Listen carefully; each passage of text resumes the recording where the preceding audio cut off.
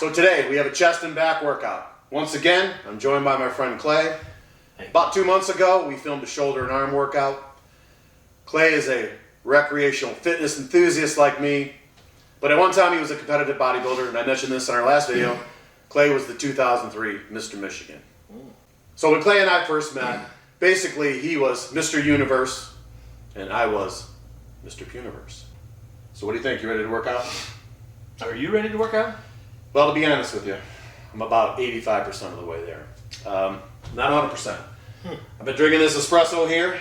I'm motivated, but I'm just not quite there. I need something with a little more jolt. Jolt? Follow me.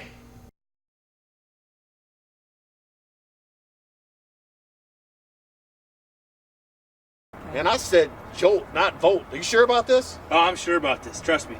I do this all the time.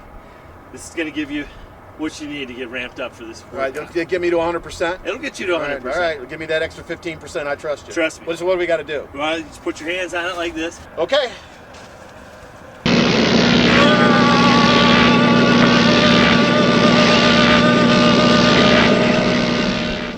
Wow, Dave.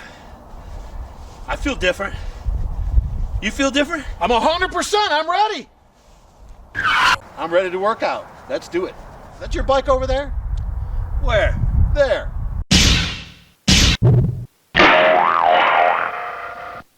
Is that your dog over there? Where? There. One more thing. Is everybody ready? Let's go.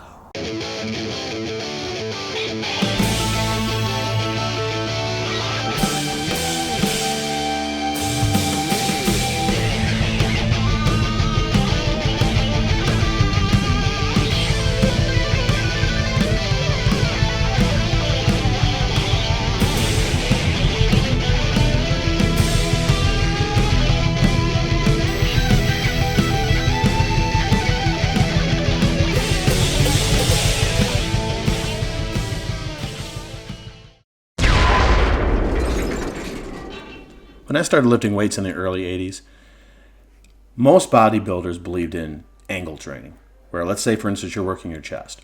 You would do incline presses to work your upper chest. You would do dips to work your lower chest. And that was a normal thing. That's what every bodybuilder did. But there's a lot of controversy about that. And I had a book, very influential book, as far as my approach to training, a book by Fred Hatfield called Bodybuilding: A Scientific Approach. And what he said was that the way your nervous system, your neurons innervated muscles, that it was an all or none type thing. So if you did a bench press, you were working your entire chest. But people would feel like, let's say, for instance, you did a wide grip bench press. You felt like you were affecting the outer portion of your chest. And a close grip bench would feel like it was causing greater growth near the sternum. But it really didn't. What he says the bodybuilder felt was that you would feel the stretching of the tissue, and the pain sensors in that area were responding to that stretch. And he said the physical sensation really had nothing to do with the growth occurring there, and it should not be thought of as an indicator that that particular exercise was causing, let's say, the inner or the outer part of the chest to grow. I like to do a wide variety of exercises just so you don't get pattern overload. So this is why I like to do declines.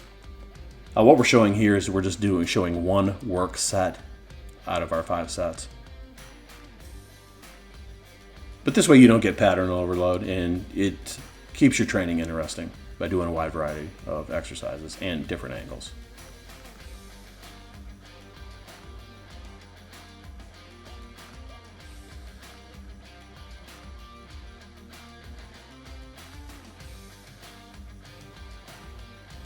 So if I was just doing straight sets of those decline dumbbell presses, I would be resting 5 minutes between sets with these heavier weights and these repetitions of 5 per set. So since we're combining them together, we can rest 2.5 minutes and get about the same rest per body part.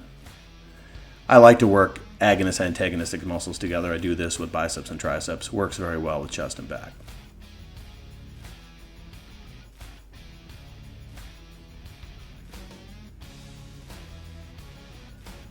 I like these hammer strength machines.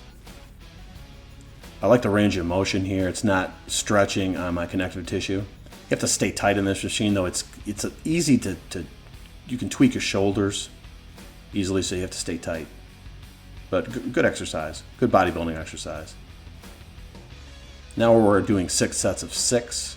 We're combining the hammer strength with a lat pull down, and we're going back and forth, and it's only a minute and a half. Normally I would do my 6 sets of 6, just 3 minutes rest between sets. So again, since we're combining these exercises together, it's a minute and a half.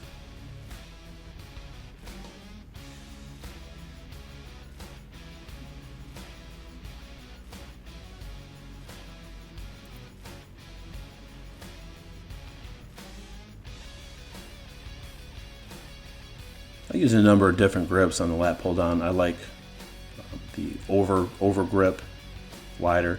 I like close grips, underhand grip. I mentioned this in my other video. I would never ever do behind the neck lat pull downs. Very dangerous exercise. You could end up damaging your shoulders doing that for sure.